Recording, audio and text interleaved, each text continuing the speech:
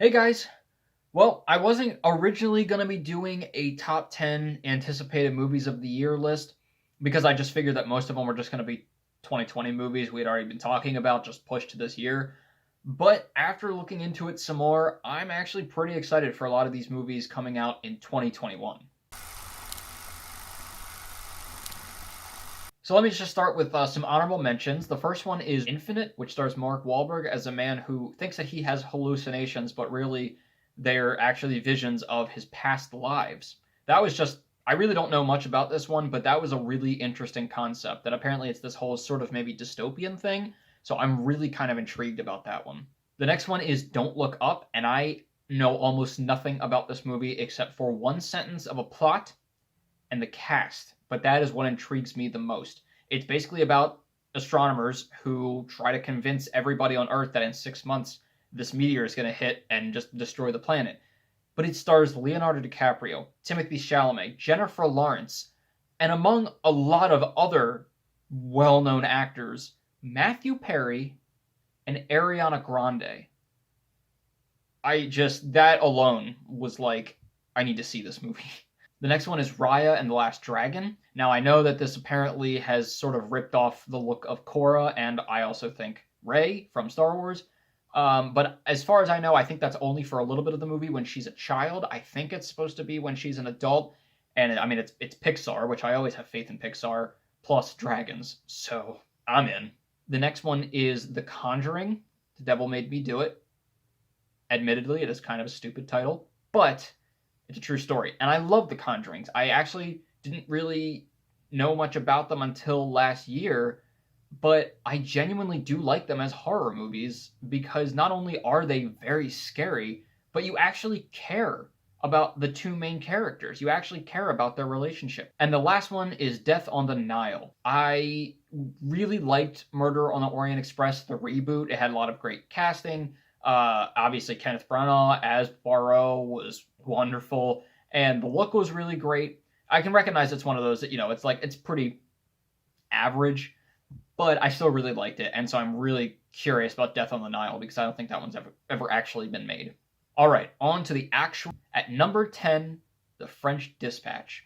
The French Dispatch is the newest Wes Anderson movie. It stars, like all other Wes Anderson movies, an incredible cast. I mean, Timothy Chalamet, Liv Schreiber, Elizabeth Moss, Bill Murray, obviously, Saoirse Ronan, Willem Dafoe, Jeffrey Wright. I mean, there's so many people in this movie. It's insane, and it's basically about French journalists. And apparently, it's a couple different stories combined. But I mean, Wes Anderson, his iconic filmmaking style. Even though I'm not always a fan of every movie he makes, I appreciate the crap out of the cinematography because it's just so unique and interesting. And any movie he comes out with, I'm gonna watch it just for that. At number 9 is The King's Man, not to be confused with Kingsman, but it is the prequel to the Kingsman movies, and it stars Ralph Fiennes, and I really love the Kingsman movies, so this one is going to be a really cool prequel to the Kingsman movies, talking about how I think it developed. So not only are we going to get to see the origin of it, but it's going to be in like wartime. So that's going to be really cool, like these proper manners maketh man people, but in gritty wartime, and I think it's going to look really cool. At number 8, Shang-Chi and the Legend of the Ten Rings. This one is definitely intriguing because it is the first Marvel MCU movie to be a martial arts movie.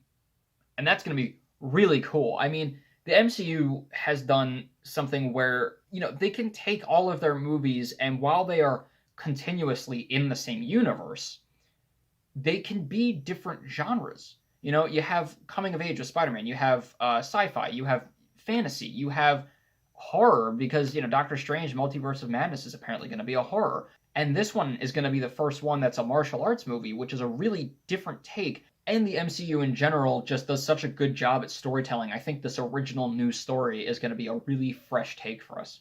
At number 7, The Green Knight.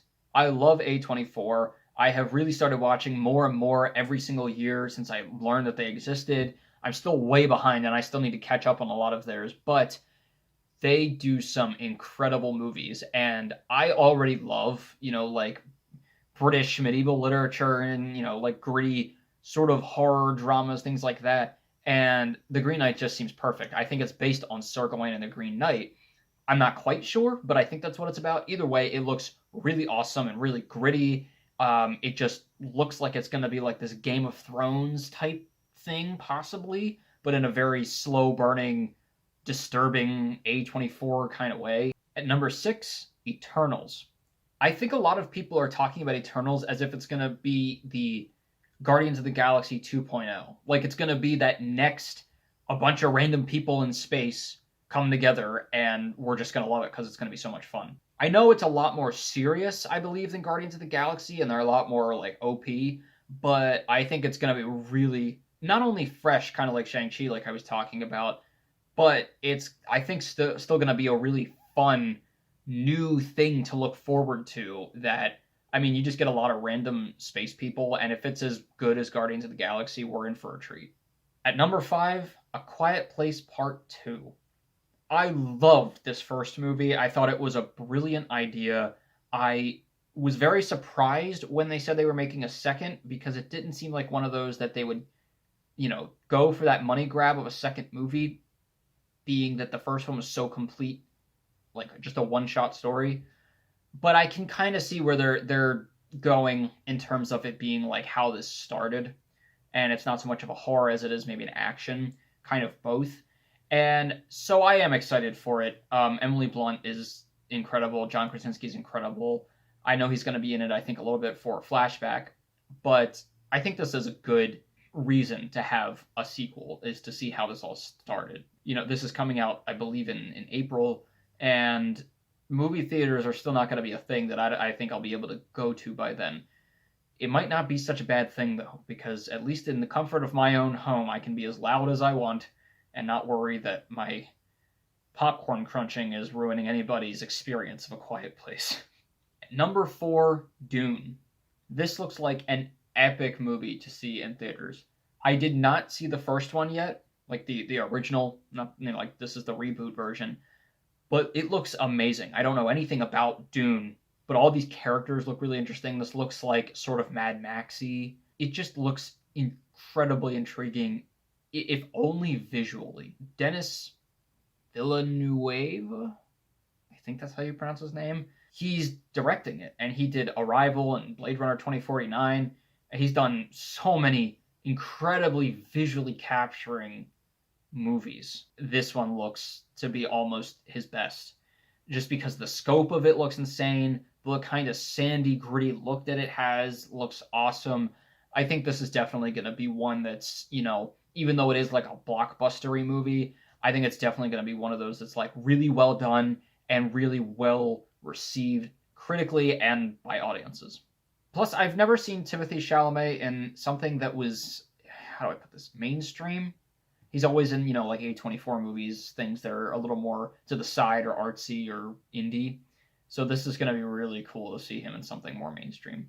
At number 3, No Time to Die. I love James Bond.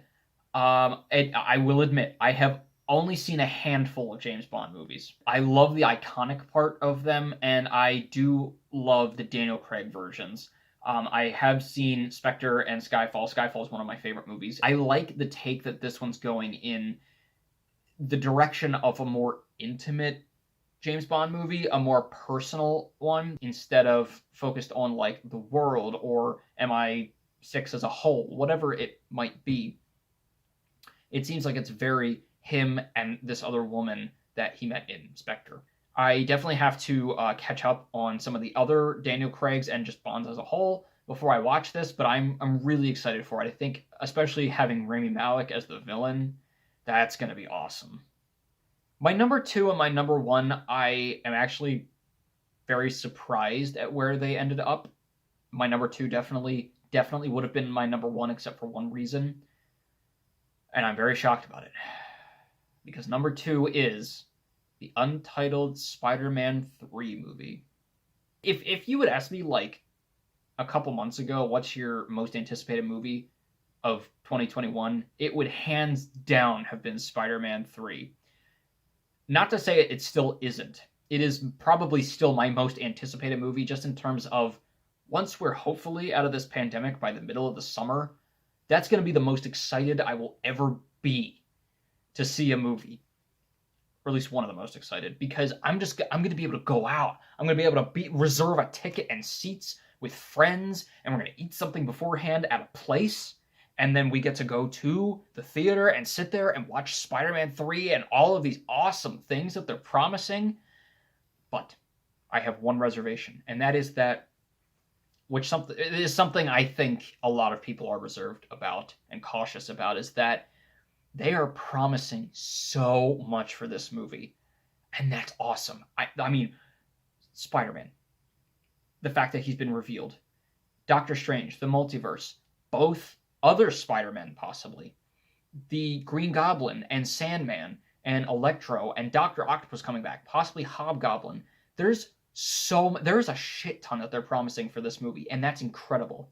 It is also, however, very, very nerve-wracking, because they could, even for the MCU, I trust the MCU, but this is a lot to put in a movie. It's going to have to be like a 3-hour movie. I'm very nervous, though, because this is something that could potentially be very disappointing. Maybe not so disappointing, but just like, man, that didn't live up to that. This is something that I don't know if it can live up to the hype, you know? I'm just very worried that either not everyone's going to have enough screen time, or they're all just going to be cameos, or it's just going to be a cluster. We'll have to see, but it is Spider-Man. It is still probably, generally speaking, my most anticipated film of the year, but I do just have that one caveat with it. Which leaves my number one at a movie that I did not expect to be at number one, and that is Last Night in Soho. Edgar Wright doing a horror movie. That's pretty cool, because Edgar Wright, he did Baby Driver, you know, and that's one of my favorite movies. And then Scott Pilgrim I love. Not my favorite movie of all time, but I do really like that movie more and more every time I see it. Just Edgar Wright doing, with his style, doing a horror movie, I think that's going to be really interesting. And just the fact that it's the 60s and there's time travel and the look of it, and Anya Taylor-Joy and Matt Smith. I love Anya Taylor-Joy. I've never seen Matt Smith in anything, but I know he's Doctor Who, so that's cool. I have a really good feeling that it's going to be one of those original idea movies that's really fun, that my family and I would both love to watch together. Even though it is more serious, it's one of those that my family and I can watch now that me and my brother are older. We all are going to like, kind of like Knives Out or The Gentleman. I think it's going to be one of those that's really interesting and original and just kind of comes out of nowhere. I really think that this is going to be a surprise for a lot of people, that I have a feeling it's going to end up being a really, like, genuinely solid movie. Well, that's my list. This one was really hard because of movies that were already coming out last year and the ones that are coming out this year.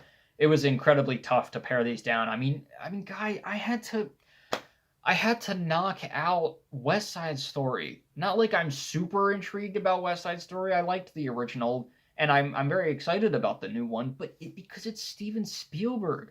I did my man dirty. He's not even on my list. And there's even some that might be a surprise, like, you know, Judas and the Black Messiah or Elvis. There's a lot of interesting movies coming out this year, if you really dig deep into them, you know, and focus on the ones, you know, that might not be big Hollywood ones either, because I think this is a really good time now that movies they don't have enough budgets or room to, you know, film with a lot of these COVID restrictions. Between that and the fact that I think a lot of people are feeling really overwhelmed and saturated by these big Hollywood movies, a lot of really interesting premise movies are coming out, and they may not always be the best things, but, like, they give something interesting and new.